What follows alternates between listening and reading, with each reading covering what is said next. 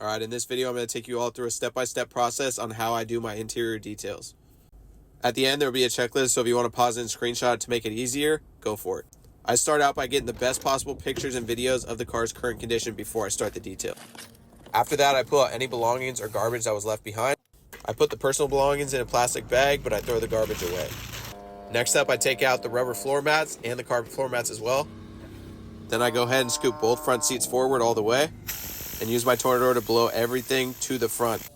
I do this with all the doors open so some of the debris can make its way out. This should leave that second row clean. Follow that up with blowing out the console, the door panels, and those seats as well. Then I move on to shampooing and extracting the cloth seats, or if they're leather seats, I just go ahead and use my P&S interior cleaner on them. After that, I usually place a microfiber towel on the seats so they don't get wet or dirty with the rest of the detail. Then I start agitating or steaming all the hard surfaces, starting with that driver's side and the center console, two of the areas that take the longest time. I usually like to steam and then agitate to break everything down and get that nice fresh look. I use my brush to get the cracks and crevices as well as behind the handle and blow everything out and dry it. I'm going to go over a couple spots here that could easily get overlooked as a detailer. Those visor mirrors.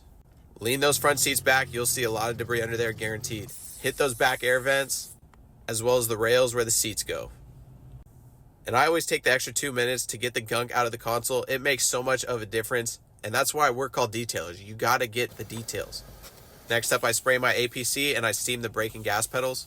Same process with the door jambs. Spray it, steam it, wipe it, brand new. Clean door jambs just tops off an interior detail.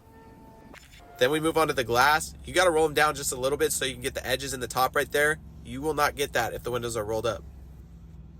After the glass, then I do my thorough vacuum. Waiting until the end, I only have to vacuum once. Think about all that dirt and debris that falls back onto the carpets while you're doing the detail. Doing the process this way has saved me so much time compared to when I was vacuuming before and then after as well.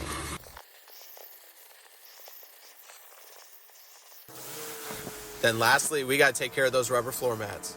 I give it a light rinse, spray my all-purpose cleaner, hit it with a drill brush, then I give it a nice final rinse, and you're good to go.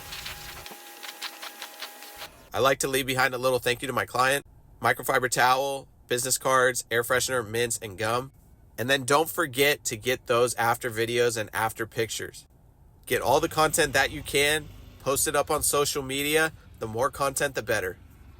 Show off that hard work that you just did. And that's my interior process. Return the keys to the client, get paid, and you should be on your way.